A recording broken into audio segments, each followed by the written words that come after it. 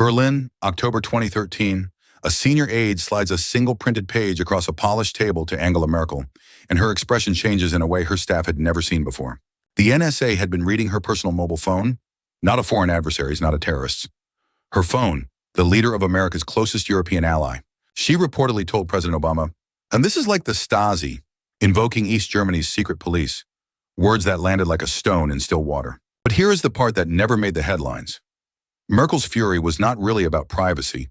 It was about realizing her country's digital infrastructure was, in effect, owned by someone else. That realization, that sovereignty could be hollowed out not by tanks but by cables and code, began quietly spreading from capital to capital, ministry to ministry. Fast forward to 2024, and nations that once laughed at the idea of digital sovereignty are now pouring sums into AI infrastructure that rival the space race at its peak. The European Union launched its Gaia X cloud project. India declared AI a strategic national priority. Dozens of smaller nations began writing data localization into law almost overnight. One intercepted phone call in a Berlin briefing room had set off something that no one had a name for yet, a war where the weapon is data, the battlefield is infrastructure, and every person on Earth is already inside it. When Merkel's phone story broke, the world decided it knew exactly what this was. A privacy scandal, a civil liberties outrage, a spy novel come to life. That framing was not wrong. It was just catastrophically incomplete. The way calling World War I an assassination is technically accurate, but misses everything that mattered. Every civilization-defining technology in history has posed the same question. Not who can use it, but who controls it, and therefore who controls everyone who depends on it. The printing press did not just spread ideas. It broke the church's monopoly on who got to define reality, and dynasties fell because of it. The telegraph did not just speed up messages. It let London set commodity prices in Bombay before Bombay could react, wiring an empire together on someone else's terms. Nuclear weapons did not just threaten cities. They rearranged the entire hierarchy of nations overnight, sorting the world into those who had the bomb and those who obeyed the ones who did. Data and the AI systems trained on it are that kind of technology. Not a product, not a service, but the new operating layer of economic, military, and political power itself. So when nations started racing to build sovereign AI, they were not debating privacy law. They were asking who gets to hold the gun this time. The easy story goes like this. Big tech got big because people chose convenience, and that choice was free. That story is wrong. Not slightly wrong. Structurally, architecturally, foundationally wrong. By the early 2020s, Amazon Web Services, Microsoft Azure, and Google Cloud together controlled roughly 2/3 of the world's cloud infrastructure. The pipes that governments, hospitals, and banks run on. Think of it as a landlord who, while you were busy decorating your apartment, quietly bought the building, the street, and the water supply. The mechanism was lock-in, not coercion, something quieter and far more durable. APIs, proprietary data formats, and migration costs so steep that leaving became practically unthinkable. The Pentagon, the NHS, the European Central Bank, institutions that once jealously guarded their independence, now run core operations on infrastructure they do not own and cannot fully inspect.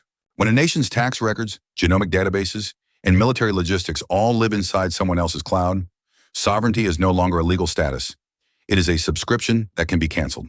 The world did not hand over the operating system of civilization in a treaty or a war. It happened one free trial at a time. Before a single missile is fired, before a treaty is signed, the war is won or lost in a factory the size of a small city, making objects you can barely see. A chip smaller than a fingernail now determines which nation's AI thinks faster. And in 2022, the United States decided to make that chip unavailable to China. The October 2022 export controls were not a trade dispute. They were the moment Washington drew a hard technological border around the entire future. China answered not with protests, but with money. A state semiconductor fund totaling $47 billion, betting that scale could replace what sanctions denied. Huawei was supposed to be finished. Cut off, crippled, a cautionary tale. Then in 2023, it shipped a phone running a chip its own engineers had quietly built from scratch. Two incompatible technology stacks are now forming.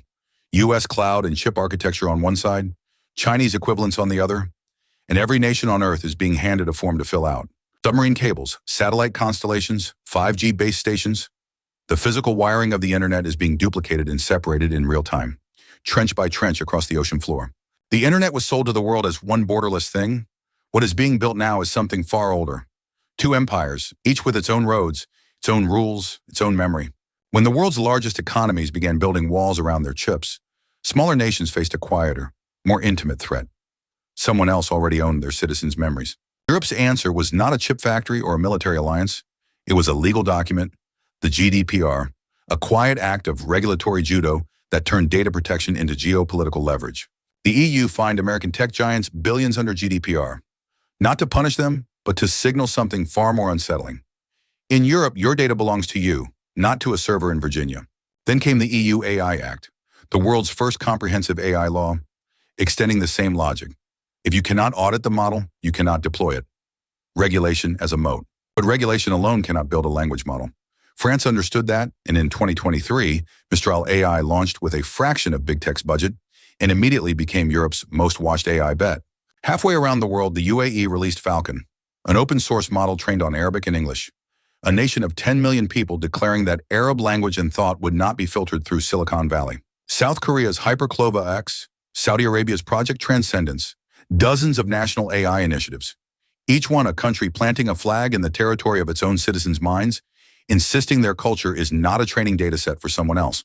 What these nations understand, and what most citizens do not, is that a country that cannot model its own people in its own language has quietly surrendered something that no treaty can ever return.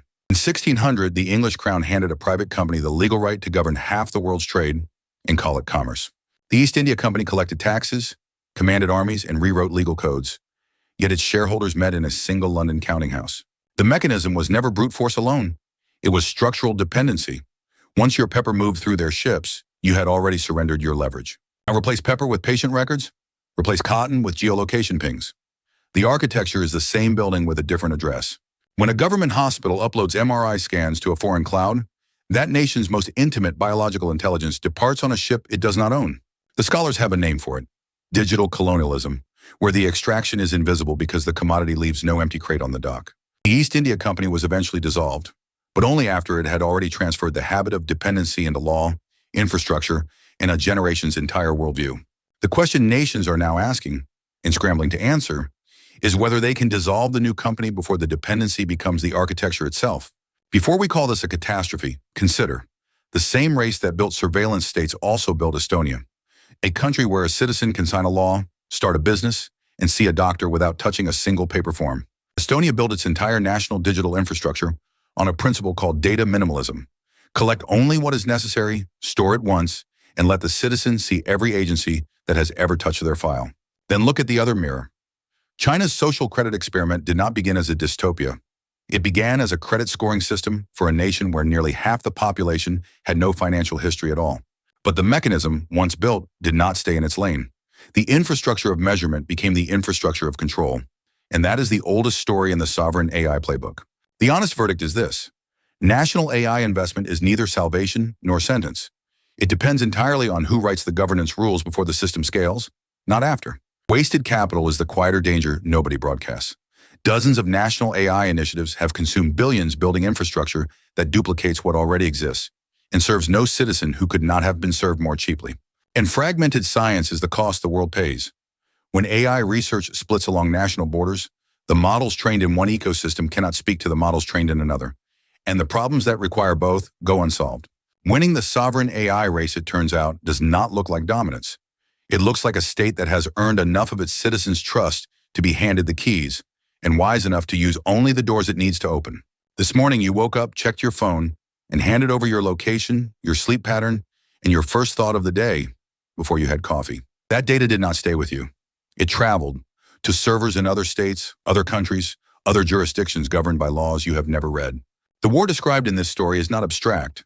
It is the reason your hospital's AI diagnostic tool runs on an American cloud, or a Chinese chip, or neither, depending on which parliament won last year.